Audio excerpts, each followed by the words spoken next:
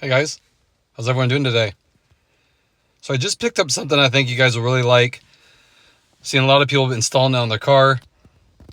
So I want to share what I just picked up for the 2021 Acura TLX. So I wanted to get a little bit more sound out of the engine here, nothing dramatic, but the easiest way is to replace the stock airbox. So I just picked up a new air intake for this. It's right here, it's the K&N air intake.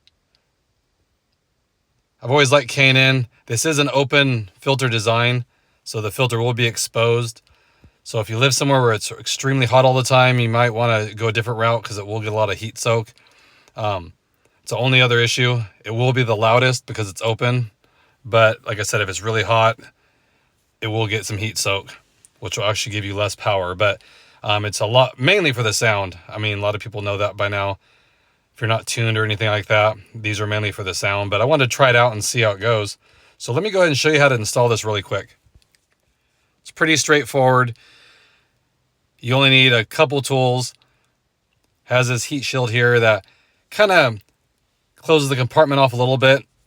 And you have the aluminum pipe here. And then it has a place for the mass airflow sensor, which is nice, and it gives you all the hose clamps. Everything you need. It's really easy to do.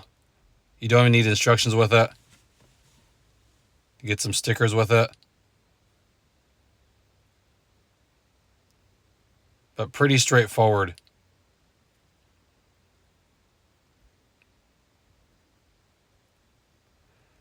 So basically all you have to do first is disconnect it and get the old one out of the way. So you just want to loosen this stuff and take the old airbox out right at that point. So right here is where you want to take it off, and you just want to remove it. And then all you do is unplug this. You do have to take the little clip off that's made on to the stock airbox. That's the only thing. You just snap that off. But pretty straightforward. And there's these bolts in here that'll lift that off. So here's what it looks like after you take the stock airbox off. So here's where all the mounting points are. You just need a long extension. It'll make it easy to remove them. So I went ahead and took that horn out of the way just so you have more room to work. You just unscrew it from the firewall right there, not the firewall, the metal. Move it out of the way and your hands can get in there a lot easier. So here's what it'll look like when you put the little heat shield in. They give you all the necessary hardware and it just screws right into place. That's what I like about like a company like K&N. You know, it's designed well and they do a lot of R&D on it, so it'll fit perfectly. There's nothing you have to rig to make work. And then here is the pipe installed. Really easy. So if you look at it, it's real basic.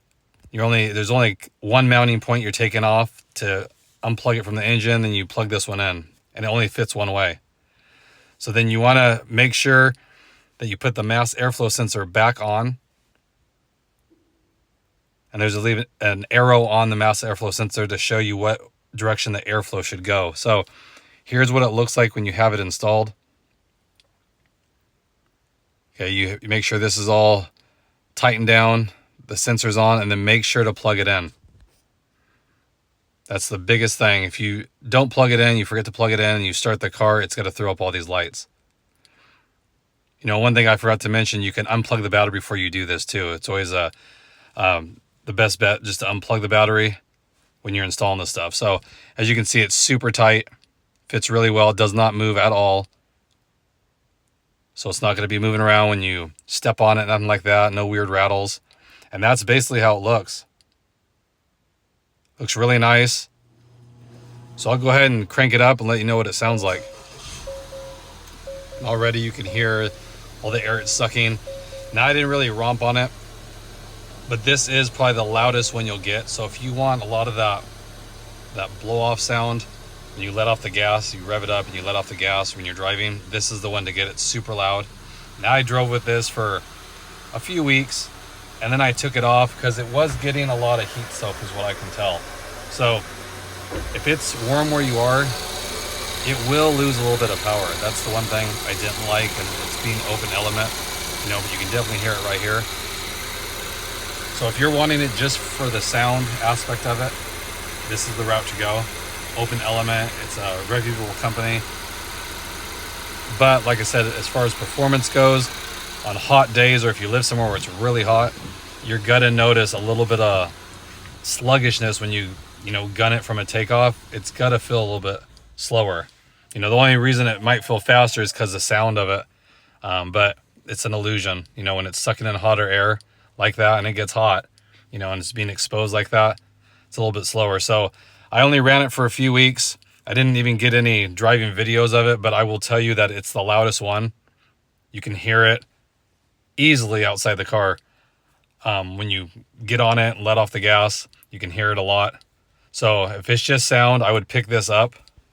But as far as if you're wanting something kind of right in the middle that has a little bit more sound, but will keep the temperatures down, AFE just released a new one, which I'm excited about. I'm going to probably pick that up and try it. If you check out the AFE cold air intake for the 2.0, it's a closed unit, but it has a straight pipe, and the box is closed, has a little window on top so you can see if the filter's dirty. It uses a cone filter. And when you use a cone filter, you get a little bit more sound anyway. So it'll be a lot quieter because it's closed, but it'll keep the temperatures down. So I think that one will give you more sound over stock, of course, but at the same time, not decreasing your performance. So I'm going to try that route and I'll let you know. If any of you guys tried that one, like I said, it just got released, I think like a month or two ago, I just saw. So if any of you had that, let me know in the comment section what you guys think. I'm really interested to hear your feedback on that one. So again, I just wanted to share the feedback on this. You know, the K&N is expensive. I mean, it hovers around $400, so that's a lot just to get some extra sound out of it. And like I said, it will decrease performance a little bit. So I'm sure there's a lot cheaper options. You can get like a little adapter to give you that same sound for a lot cheaper. So I just wanted to share you what I thought of it.